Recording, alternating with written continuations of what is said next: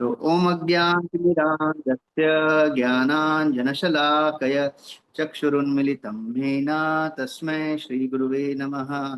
नमामि विष्णुपादाय कृष्णप्रेष्ठाय भूतले श्रीमते भक्तिवेदान्त स्वामिनिति नामिने।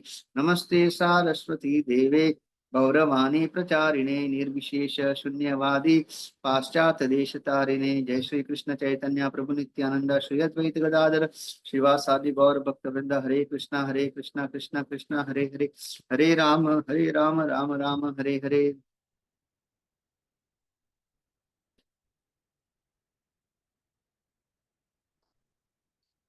मुखं करोति वाचालं पंगुं लंघयते गिरिं यत्कृपातम् अहं वन्दे श्रीगुरुदीनतारिणं परमानन्दमाधवं श्रीचैतन्य ईश्वरम्। हरे कृष्णा। तो जैसे कि हम जानते हैं कि दामोदर मास चल रहा है और हम रोज सुबह और शाम को दामोदर आरती करते हैं। और जो जो नए भक्त है या जिनके घर हम जाते हैं पहली बार, तो हम उनको कहते हैं कि आरती हमको कैसी करनी है। तो 4 बार भगवान के चरण कमल, 2 बार उनकी नाभि, 3 बार भगवान के कमल मुख और 7 बार उनके दिव्य अंग को ये हम घी का दिया दिखाना चाहिए। तो आज हम इसी पे थोड़ा चर्चा करते हैं कि काफी बार ये जो विधि है, लोग हमको पूछते हैं कि ये 4 4 2 3 7 8 है क्या। तो ये एक्चुअली विधि है, लेकिन सबसे महत्वपूर्ण चीज है कि हम भाव और प्रेम से भगवान को दिया दिखाए। तो जैसे हम जानते हैं कि भगवान के चरण कमलों को हम 4 बार दिखाते हैं, तो हम इसको इस तरह समझ सकते हैं कि आ, ये जो आ, 4 पुरुषार्थ है, धर्म अर्थ काम मोक्ष। तो भागवतम में क्या कहा गया है कि धर्म प्रोजित कैतवो। तो ये जो 4 पुरुषार्थ है, उसको कैतव धर्म कहा गया है। हमारे जो आचार्य शिला भक्ति विनोद ठाकुर कहते हैं, पृथ्वी चे धर्मे नाम जे कुछ छले, भागवत कहे यह परिपूर्ण छले।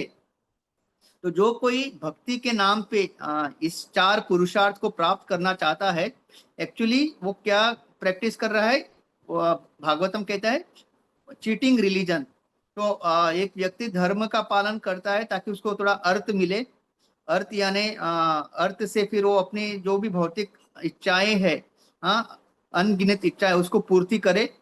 और जब वो अपनी सारी इच्छाएं पूर्ण करने के बाद भी जब उसको पता चलता है कि इस भौतिक जगत में सुख नहीं है, फिर वो क्या करता है, मोक्ष मोक्ष की प्राप्ति के लिए आगे बढ़ता है।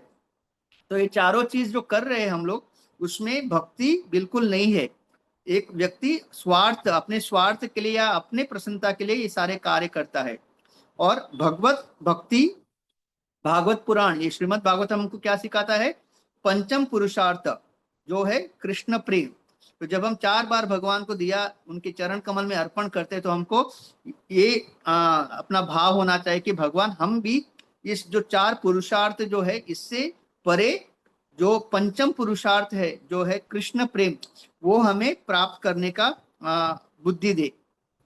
इसके अलावा हम जानते हैं कि इस भौतिक जगत में सबसे बड़ा बंधन क्या है जो हर एक जीव के लिए है, जन्म मृत्यु जरा और व्याधि। ओके, ये 4 चीज जो है भौतिक जगत का सबसे बड़ा बंधन है। तो ऐसा कहा जाता है कि भगवान अपने चरण कमल की एक लात से हमको इस बंधन से छुटकारा दिला सकते हैं। तो जितने भी हम जीव यहाँ पे फंसे हैं इस जन्म मृत्यु जरा व्याधि के चक्कर में, तो जब हम भगवान को जब अर्पण करते दिया, तो इस पे भी हम मनन कर सकते हैं कि भगवान कृपा करके हमें इस जन्म मृत्यु जरा व्याधि के चक्कर से मुक्त करे। और आगे और एक इसका अर्थ भी है कि जैसे हमने वो भजन सुना है ना, तेरे चरणों में चारों धाम। तो भगवान के चरण के जितने भी ये अलग अलग धाम है, वो सारे भगवान के चरण में आश्रय लेते हैं। तो जब हम भगवान के चरण कमलों का आराधना करते हैं, उनकी पूजा करते हैं, तो हमें सारे धामों का जो जाने से वहां पे भक्ति करने का जो लाभ है, वो केवल भगवान के चरण कमलों का ध्यान करते हुए उनको प्रेम और भक्ति से दिया दिखा के उनको उसका लाभ हमको प्राप्त हो सकता है। तो इसके लिए हम लोग भगवान के चरण कमलों में जब 4 बार दिया दिखा रहे हैं, तो इसका हम स्मरण कर सकते हैं। एक तो ये जो धर्म अर्थ काम और मोक्ष के जो पुरुषार्थ से परे जो पंचम पुरुषार्थ है कृष्ण प्रेम, वो प्राप्त करने की हम भगवान से कामना कर सकते हैं। जन्म मृत्यु जरा व्याधि दुख दोषानुदर्शनम, जो भगवत गीता में कहा गया है, ये सबसे बड़ा जो बंधन है, इससे हम भगवान से प्रार्थना कर सकते हैं कि इससे हमें मुक्त हो।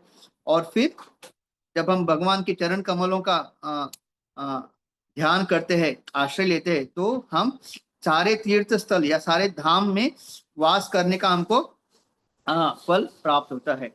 फिर हम भगवान के नाभि को 2 बार दिया दिखाते हैं। तो हम जैसे कि जानते हैं, तो ब्रह्मा जी की उत्पत्ति कहाँ होती है? भगवान के नाभि से। तो भगवान के नाभि से जो कमल का फूल निकलता है, उस पे भगवान ब्रह्मा जी की उत्पत्ति होती है। और वो जो कमल का जो डंडा है, उस डंडे पे पूरे 14 भुवन स्थित है। तो हमको पता चलता है कि भगवान दोनों, मतलब 2 बार हम भगवान को दिया दिखाते हैं ना नाभि पे, तो भगवान आध्यात्मिक और ये जो भौतिक जगत के स्रोत भगवान है। और ब्रह्मा जी की उत्पत्ति भी वही नाभि से होती है। और एक चीज हम देखते हैं कि ये जो भौतिक जगत है, ये द्वंद का जगत है। द्वंद यानी डुअलिटी। तो यहाँ पे हम देखते हैं अच्छा भी है, बुरा भी है, सुख भी है, दुख भी है, दिन है, रात है। तो इस तरह से पूरा द्वंद का जगत है। इसलिए भगवान कहते हैं ना अर्जुन को, ताम स्थितिक्षस्व भारत मात्रा स्पर्शास्तु कौन्तेय शीतोष्ण सुख दुखदा। तो अर्जुन, यहाँ पे सुख भी है, यहाँ दुख भी है, यहाँ पे अच्छे लोग भी मिलेंगे, यहाँ बुरे लोग भी मिलेंगे, यहाँ पे तुमको असुर प्रवृत्ति के लोग मिलेंगे, यहाँ पे सुर प्रवृत्ति के लोग भी मिलेंगे। तो हम क्योंकि इस द्वंद के जगत में होने के कारण हमेशा विचलित रहते हैं। तो जब हम भगवान को दिया दिखाते हैं नाभि 2 बार, तब हम ये मनन कर सकते हैं कि भगवान आप ही पूरे भौतिक जगत और आध्यात्मिक जगत के स्रोत आप है। और ये पूरा जो द्वंद का जो जगत है, जिसके कारण हमेशा हम विचलित रहते हैं, हमेशा मोहग्रस्त रहते हैं, तो इससे भी हमको आप बुद्धि दे, ताकि हम इससे विचलित ना होते हुए हर चीज को सहन करते हुए आपकी भक्ति करें। तो इसके ऊपर हम मनन कर सकते हैं जब हम 2 बार भगवान के नाभि को दिखाते हैं। फिर हम भगवान के कमल मुख को कितने बार? 3 बार। तो हम जानते हैं कि ये भौतिक जगत वापस 3 गुणों का 3 गुणों से बंधा हुआ है, रजस, तमस, रजस और सत्व गुण। तो ये 3 गुण जो है हमको हमेशा कंट्रोल करते रहते हैं, हमको नियंत्रण करते हैं। तो जो व्यक्ति तमोगुण में रहता है, उसका अलग व्यवहार होता है। जो रजस और जो सत्व गुण के जो आधीन मतलब स्तर पे होता है, वो थोड़ा बहुत भक्ति के लिए अग्रसर होता है। लेकिन ये 3 गुण जो है पूरे भौतिक जगत को, भौतिक गुण होने के कारण हम जो है शुद्ध भक्ति नहीं कर पाते। तो जब हम 3 बार भगवान के मुख कमल को दिया दिखाते हैं, तब हम ये मनन कर सकते हैं कि भगवान आपकी भक्ति केवल और केवल विशुद्ध सत्व में ही परिपूर्ण है। तो केवल हमको आप कृपा करके ये 3 गुणों से परे लेके जाके विशुद्ध सत्व गुण में स्थित करे, ताकि हम आपकी शुद्ध भक्ति कर सके। और इसके अलावा जो 3 ताप है, आदि दैविक, आदि भौतिक और आध्यात्मिक, ये जो 3 क्लेश या 3 ताप हमको हमेशा बहुत विचलित करते हैं। तो हम भगवान से ये भी प्रार्थना कर सकते हैं कि ये 3 तापों को सहन करते हुए हमको बुद्धि दे कि ये जब तक हम भौतिक जगत में है, ये 3 ताप हमें हमेशा जो है आते रहेंगे। तो इसको सहन करते हुए केवल और केवल आपकी भक्ति के ऊपर केंद्र हमारा जो मन हो, बुद्धि हो, वो आपकी भक्ति में ही केंद्र हो, और ना कि हम इस 3 तापों के वश में आके विचलित हो। क्योंकि जब ये 3 ताप हमको सताते हैं, तो कभी कभी इवन भक्ति करना भी बहुत कठिन हो जाता है, राइट। तो हमेशा हम जब भगवान को 3 बार मुख कमल को दिखा रहे, तो इसके ऊपर हम मनन कर सकते हैं। और इसके अलावा जो 3 भुवन है, स्वर्ग लोक, फिर ये पृथ्वी लोक और जो नीचे पाताल, तो ये तीनों में भगवान से सुंदर कोई नहीं है।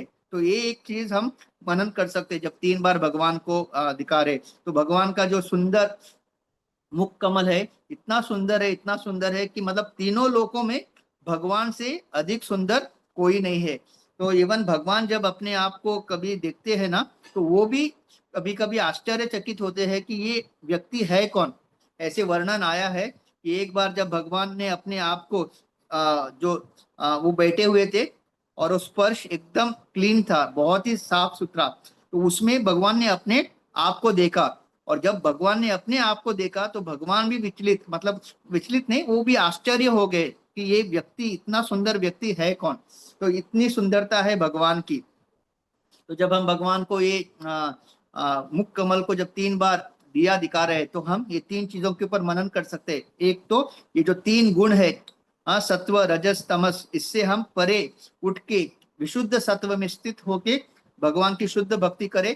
फिर ये जो 3 ताप है, आदि दैविक, आदि भौतिक, आध्यात्मिक, ये 3 ताप हमको विचलित ना करे, हमारे भक्ति के आड़े ना आए। और जब भी ये आए, हम उसको भगवान की भक्ति का या आश्रय लेते हुए, उसको सहन करते हुए, भक्ति में कोई रुकावट या बाधा ना आए।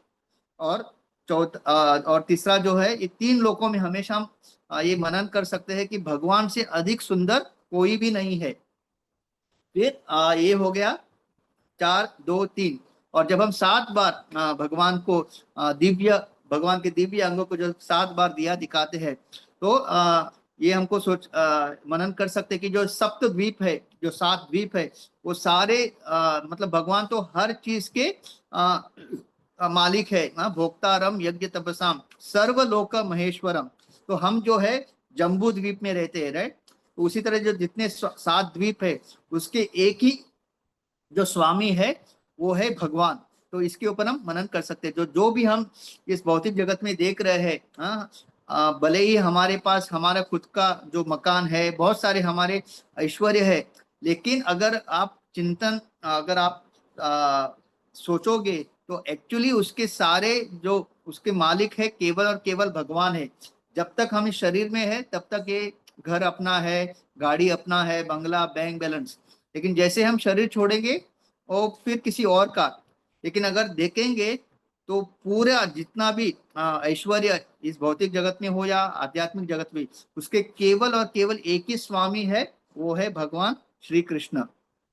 तो इस तरह से हम जब 7 बार भगवान को दिव्य अंग को दिया दिखाते हैं, तो हम ऐसे इसका चिंतन या मनन करते हुए भगवान को दिया दिखा सकते हैं। अभी देखिए, एक जो जो नंबर है 4, 4 और 2 अगर आप ऐड करते हो तो 6 होता है, राइट। 4 + 2 6। फिर 3 बार 9, ओके। और अभी 7 को ऐड कीजिए, 9 + 7 = 16। तो देखिए कितना सुंदर। और हमारा हरे कृष्ण महामंत्र में कितने अक्षर है? 16 अक्षर है।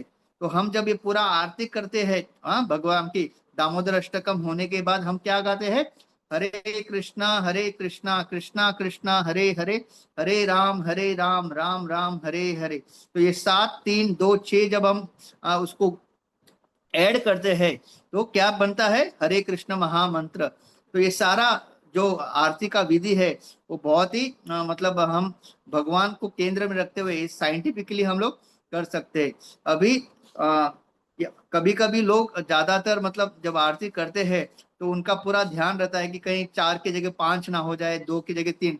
तो इससे कोई फर्क नहीं पड़ता, केवल और केवल भगवान हमारे भाव और प्रेम को ग्रहण करना चाहते हैं। तो जब हम आरती कर रहे हैं, पूरी तरह से भगवान के प्रेम और भाव से, और एक ही केवल एक चीज मांगते हुए कि प्रेमा भक्ति हमको मिले, आपकी भक्ति हमको मिले, शुद्ध भक्ति हमको मिले, भक्तों का संग मिले, भक्तों की सेवा करने का अवसर मिले। यही हमारे मन में चलना चाहिए, और पूरे भाव और प्रेम से भगवान को दिया दिखाना चाहिए। और एक चीज है, जब वो यमला अर्जुन वृक्ष जब नीचे गिर गए थे, ये शाम का वक्त था, तो जब भगवान ने उकल जब वो दोनों कुबेर के पुत्रों का उद्धार किया, और दोनों जब वृक्ष नीचे गिर गए, तो बहुत बड़ा आवाज आया।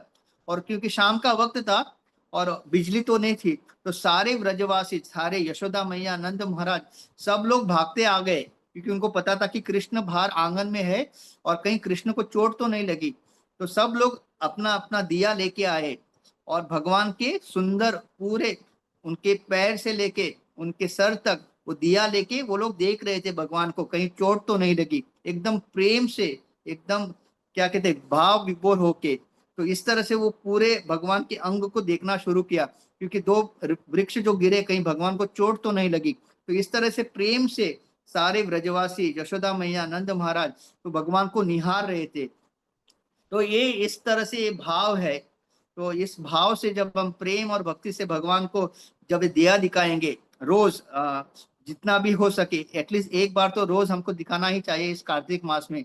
तो और इस अभी जो हमने जो मनन किया है उसके ऊपर मनन करते हुए और केवल भक्ति, भगवान की शुद्ध भक्ति और कृष्ण प्रेम,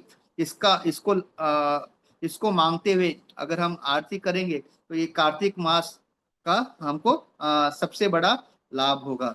तो ये कह के मैं यहाँ पे रुकता हूँ। बहुत बहुत धन्यवाद।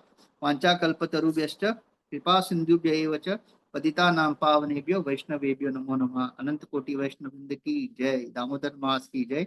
जगत गुरु श्रील प्रभुपाद की जय। हरे कृष्ण।